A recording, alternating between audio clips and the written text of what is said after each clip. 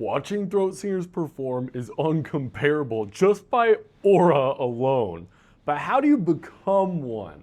Well, at this point, I think I got it figured out.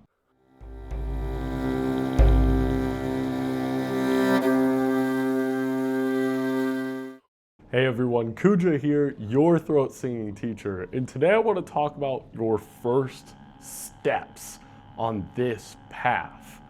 Chances are, if you're watching this video, you've already done the hardest part, and that's just going.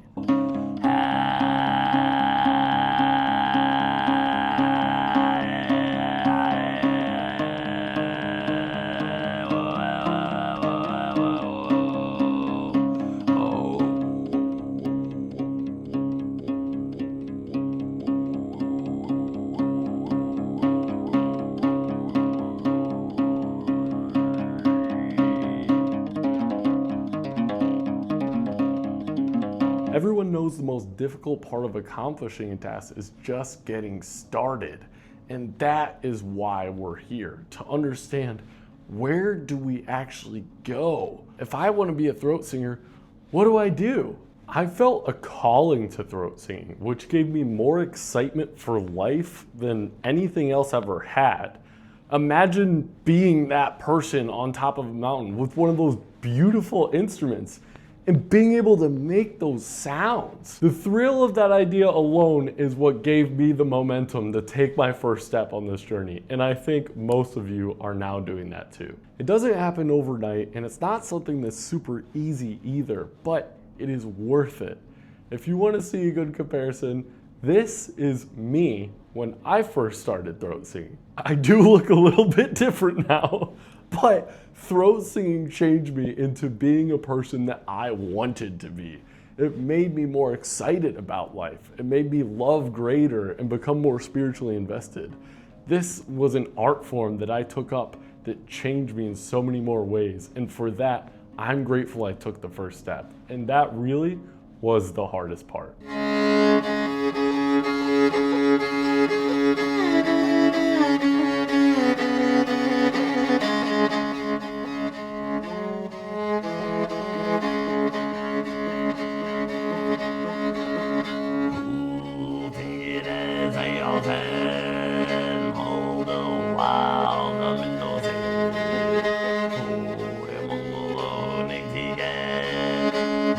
The feeling of accomplishment you get when one of these styles comes out right is a happiness I cannot describe.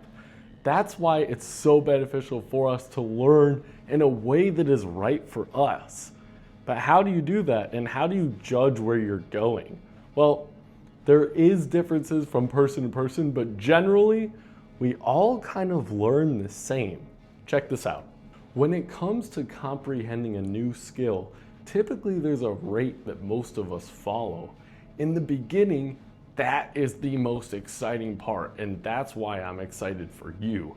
There is nothing quite like the feeling of first starting throat singing.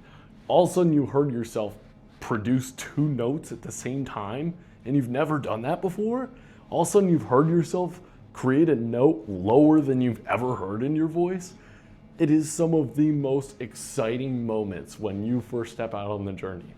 And then it gets a little challenging. If you don't care to go beyond that initial step, then you might think, I've finished it. I'm done. I've learned how to do the 3 basic styles and I'm all set. If you're fine with that, then more power to you. But I suspect when people reach that point, they often have the same problems and just don't address it or don't know where to go with those problems. Let me ask you a question. Are your overtones quiet?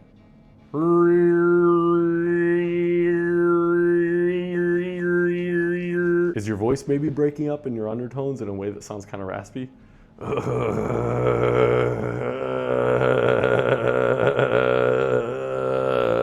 Is your fundamental tone very weak sounding and one-dimensional?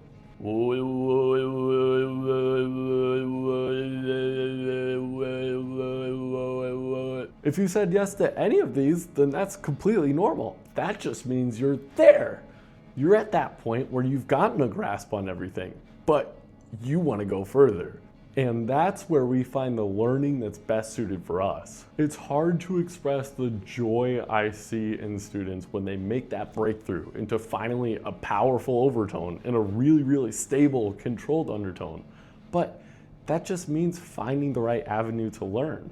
And while I know that there's a lot of resources out there, the fundamental part is for you to find one that's right for you. Now, back in the day when I started throat singing, it was very, very rare to come across a tutorial that wasn't maybe someone sitting in their car, filming on their phone, a note that they realized worked. There were no in-depth courses, classes, or teachers out there who were willing to share or could speak English. But nowadays, we're in the golden age of learning throat singing. There are so many different great ways that you can learn. So now you have the ability to ask yourself, which one of these places do I feel most aligned with? Here's a couple questions I'll give you in order to direct yourself to the right avenue. Do I want to learn online, live, or do I want to learn online in a recorded video? Do I want to go somewhere and learn in person? And if you're sitting online looking at all these different teachers there are today, maybe just ask, who would I be friends with? Which one of these people do I really gravitate towards? Whose instructions could you really digest? Chances are there's going to be someone out there of all these throat singing teachers who you really resonate with. And the best advice I could give someone is just to move forward with that person. There's always going to be differences from teacher to teacher, but what really makes the difference on your journey is learning from someone that you're excited to learn from. That will make you grow as fast as possible.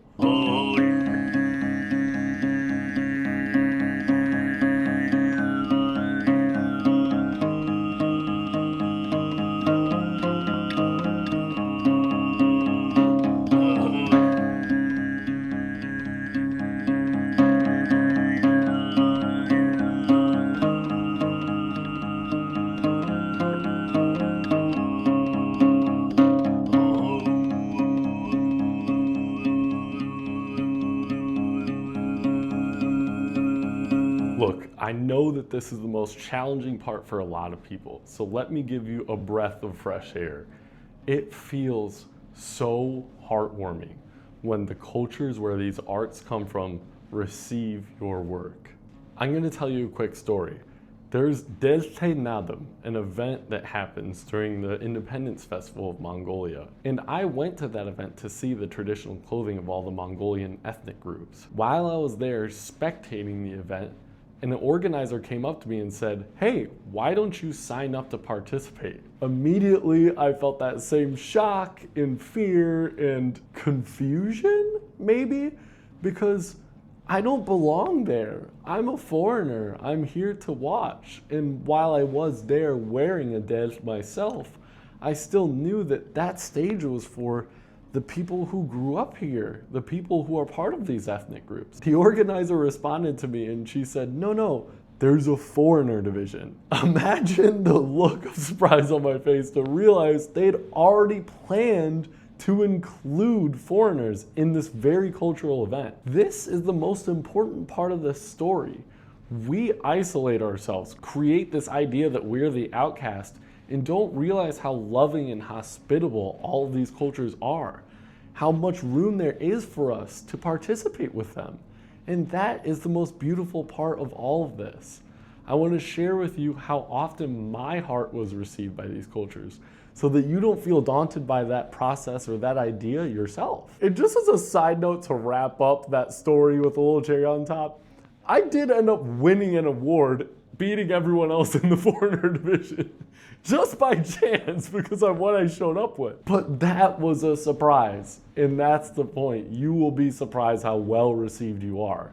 Here's a few guidelines just to make sure you're well received. Number one, be willing to accept new ideas. I understand that there's symbology in the Mongolian culture, which can be uncomfortable for some people to witness. And there's also a very important historical figure, Chinggis Khan, who is seen in a different light on that side of the world. I'm not saying abandon your ideologies and what you think about the world, but I do think you should be willing to look at things a little bit differently. And if you are able to do that, I think you'll be able to see more beauty than you already do in these ancient arts. And that leads me to number 2. They are your priority. I understand that the world around us is the one that we exist in every day. But to be honest, if I compare how well throat singing is received at a bar or a coffee shop here in America compared to going to Mongolia and playing the same thing, it's night and day. Making the people of these cultures your priority means that your intention is in the right place. You're showing respect inherently just in your idea to put them first. And that means something. The point is, the people around you might not have as much appreciation for this, and the people who do truly appreciate it love to see you offer that intention, that respect. And that is where our heart belongs while we're performing. And that leads me to my last point. Just be mindful of how you're portraying yourself. I really want all of you watching this to have the best benefit in your throat singing experience. And sometimes we dig stuff out of our closet that our great uncle gave us in 1997, and we don't realize that the t-shirt we're putting on might be a little bit of a statement piece and not in the right way.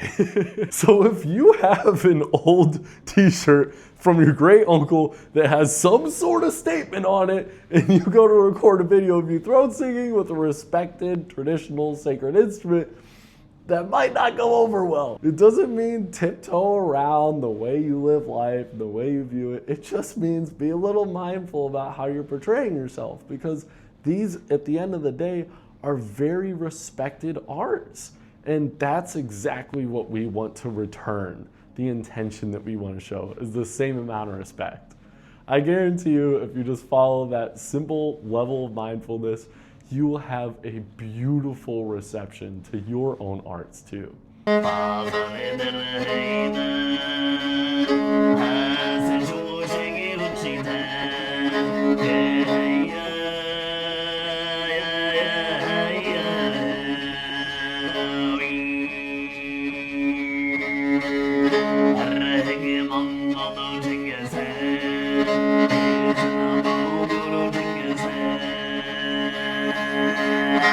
The confidence, peace, and contentment that I feel playing this music makes it worth every second of my life that I put into it. It can be exhausting though if you force yourself to learn something when you're not ready to. Some days you just want to rest and lay on the couch and have a beverage in your hand.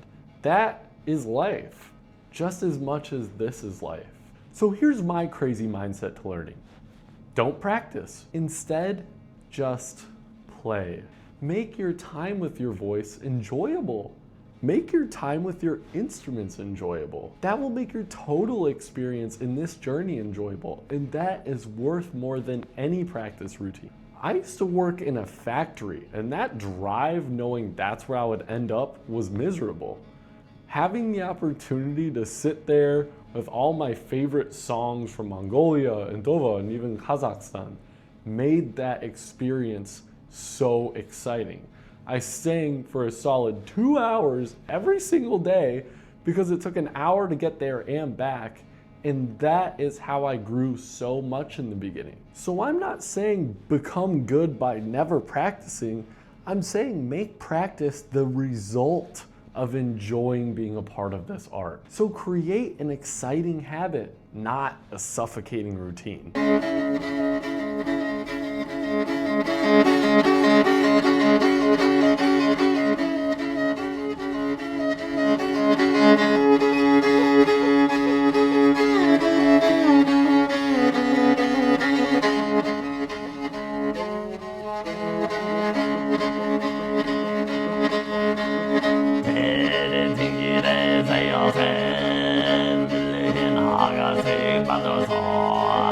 I want to share with you something heartwarming I heard from someone who wanted to be a throat singer. A question I always ask someone I'm trying to help learn is, what is it that makes you excited?